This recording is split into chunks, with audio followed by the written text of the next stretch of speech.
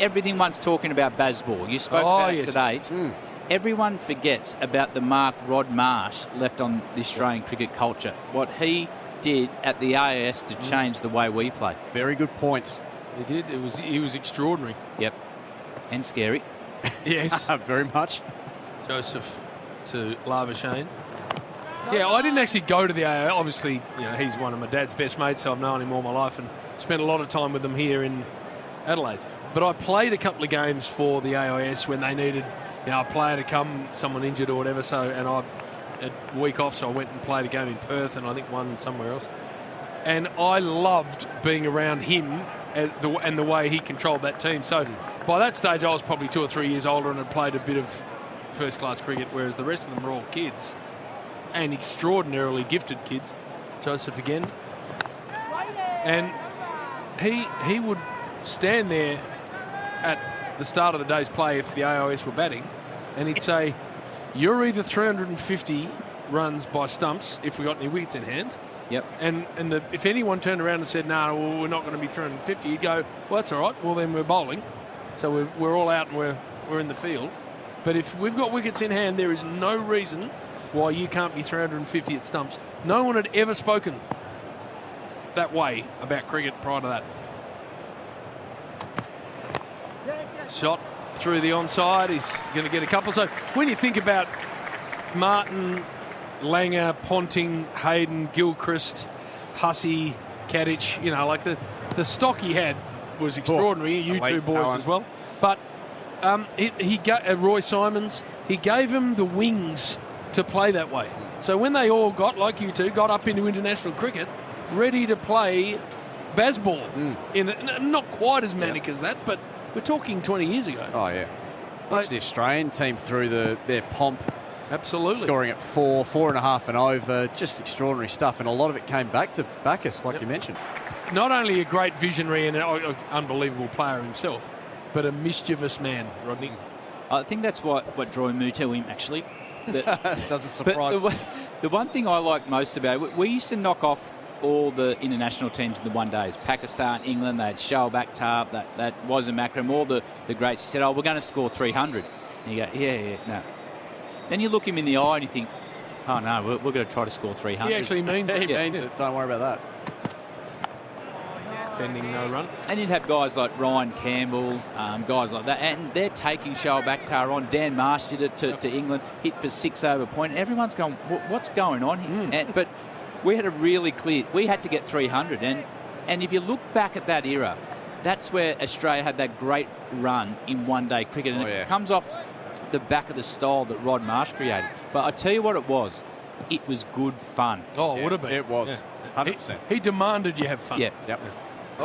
I used to love, so once he'd finished doing that and he was, off doing other things back, you'd run into him, and often with Dan and Paul and Jamie, his sons, for dinner or a barbecue or whatever. And as the basket press kicked in, the mischief levels got higher and higher. And what he'd do is he loved causing arguments, like saying things that he knew would cause an argument.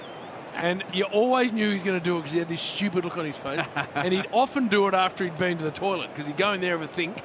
Yeah. And so you're sitting there and there's an argument about something or another. Phillip in again. No shot. And he'd come out of the dunny with this stupid look on his face. And a handful of burley. Yeah. And I'd say to him... Rolling it out there. Like, after you'd experienced it 1,000 times, I'd say to him, "There's no way you believe what you're about to say." No way. And he'd get... And he'd... this stupid face. Yep. And then he'd throw the burley in and the whole joint would erupt. Yep. And then a half-hour argument would start, and I'll just look at him and go, "You are the best." You're just winding the whole room up. Phillip to Khawaja. Cut shot, picks out the field. It was 4 otherwise. He had an unbelievable skill of knowing everything you did in Adelaide. I remember, we were only young, I think I was 18, just turned 18. When I went to the academy, you'd go have your night at whether it be Droplands or what was Maisie's Yeah, the players. Players, that's the one. Then every night you did it, the next day you'd call it a training session. He'd run us up and down the beach, get us in the water.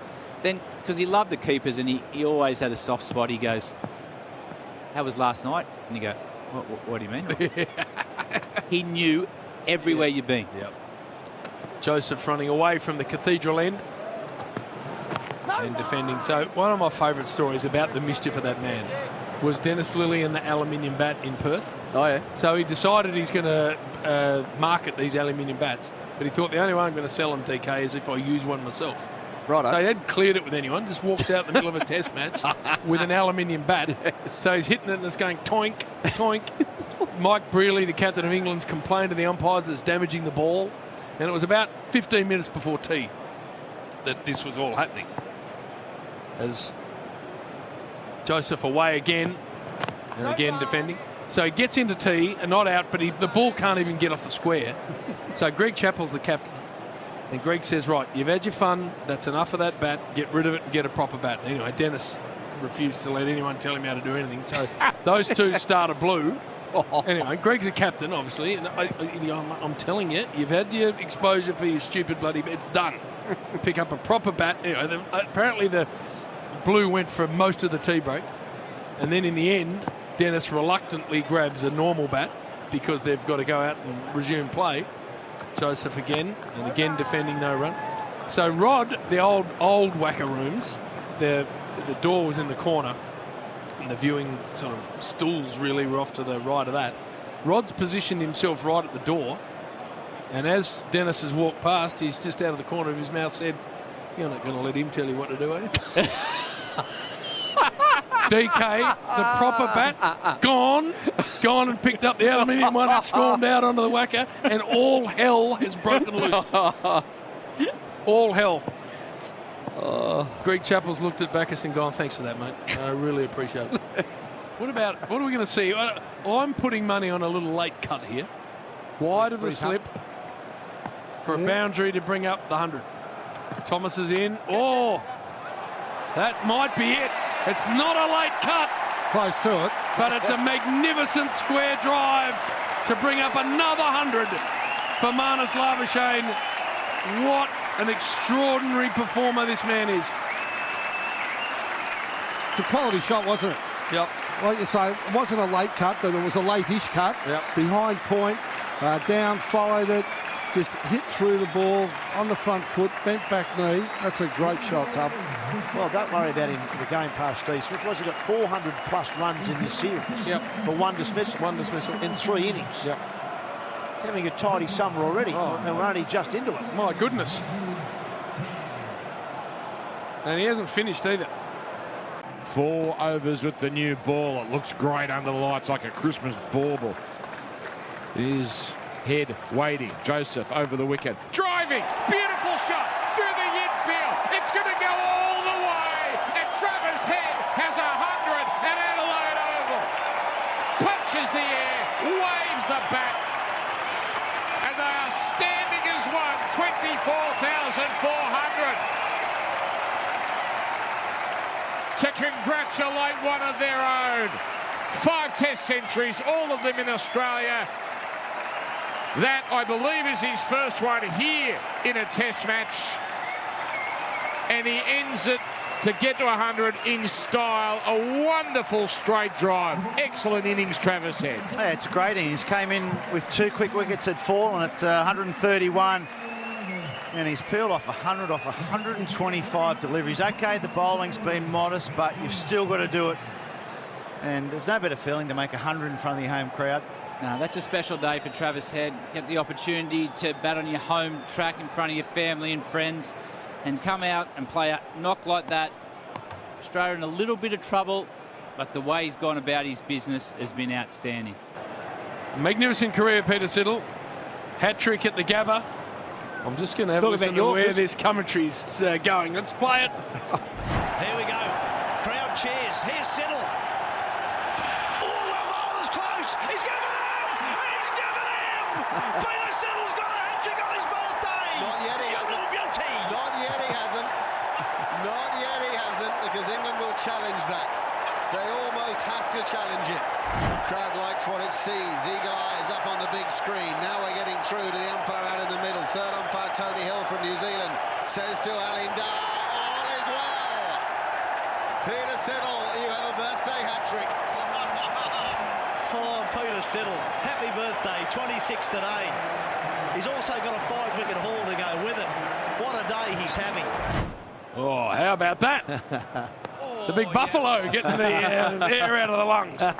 Can we delete Mark Nicholas out of that or what? What's Nico doing?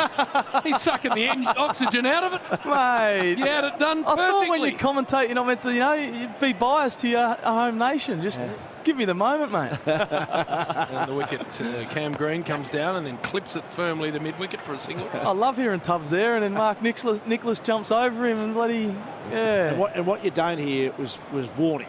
Yeah. Warney's egging me on big time. Well, the lead up before that, wasn't it? Yeah. He's saying, come loosen on, up those vocal cords. Loosen up the vocal cords, come on. We're chatting about the hat trick and we really beat it up. But you get those moments in commentary where you think it's not going to happen. The amount of times that someone's on a hat trick and it happens is very rare. It's the same as a player. Like, I reckon I was probably on a handful over my Test career, but you don't worry about it. It doesn't happen. Green deep in the crease and ticking it around the corner. Pick up a couple. Starting to move a little. In fact, they only ended up with one. Travis Head got sent back. And they are going upstairs. He cannot believe it, Travis Head. He said there's two. And suddenly Cam Green said, no, there's only one. Sent him back and he might have strangled himself. A run out at the keeper's end. If I can have a look at your best side on angle, please. Oh, Cameron Green is he's not out there at the moment. No, isn't Cameron Green, he's just not switched on. No. Yeah. Oh, I reckon he's in a bit of strife here, Heady. Okay, short of his ground. Yep, gone. Can you believe that? Lit up, suggesting that the bails he had are a off. 200 staring at him, ground, so and he's been run out. To the big screen with my decision. Unbelievable.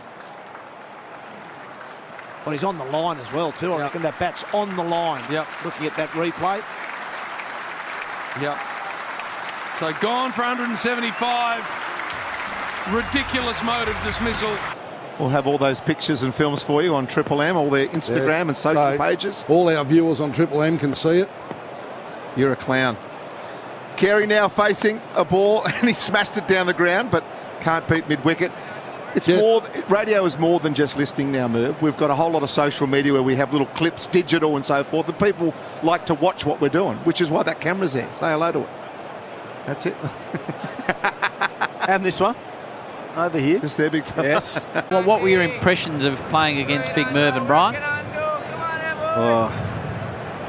Actually, I couldn't recall those days. I mean, I remember touring Australians, and I got a game for the Trinidad and Tobago team against them, a first-class game. But I always remember SCG. That's where I remember that. He troubled me the most. Well, you were out there for a long time too. He troubled me the most. Had him dropped early there, Harry. Did you? Yep. Kawaja from score. 277 he got, had him dropped in the gully. Steve Waugh, 186 he was. And was he a talkative bowler when you were batting Brian, the Big Merv? When he got you out. Right. Yeah, he sent you on your bike, Right. kind of thing. So I never said much to him. No. No. Here comes Nisa, full ball. Handsome drive from Chanderpaul.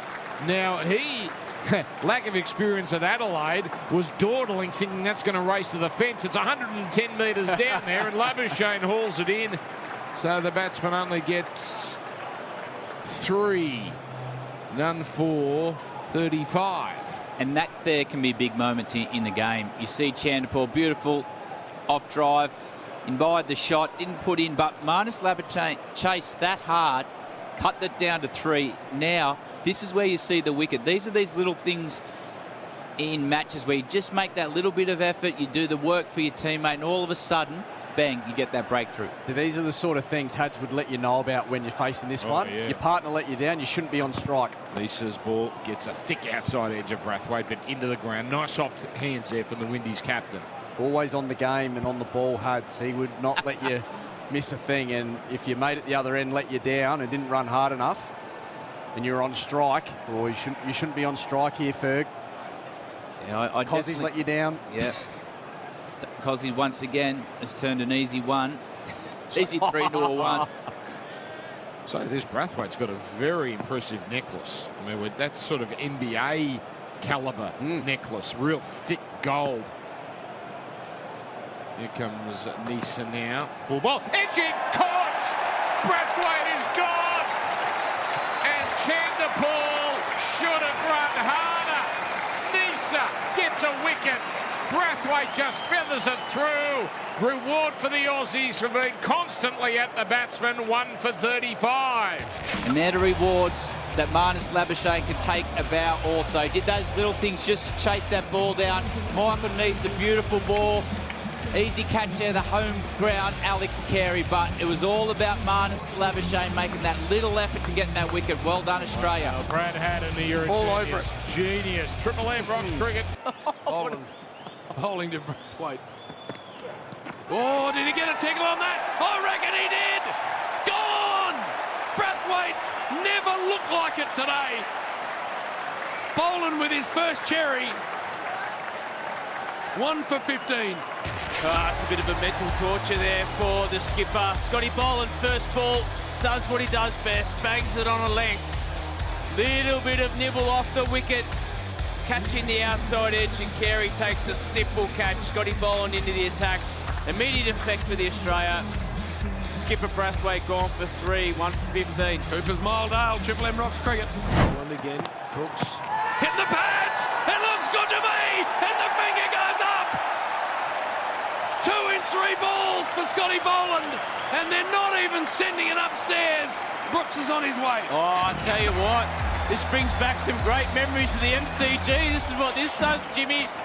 Can he do it again, Scotty Boland? Beautiful bowling. Brooks has had enough. Pitched on a length. Jack back. Hits him right in front. No point having a look at that one. Big decision gone. And he's smashing middle halfway up. 2 for 15. Come on, Scotty. Make it a 3-wicket over this one. Adelaide Oval crowd getting behind Scotty Boland. Here we are. River End. Oh, edge. Gone! Beautifully pounced by Green. 3 wickets and an over. Blackwood's got to go. They're on the ropes, the Windies. Well, you called for it, Jimmy, and it happened. 3 in the over. Scotty Boland. We have seen this show before. It was a great catch by Cam Green. And you know what?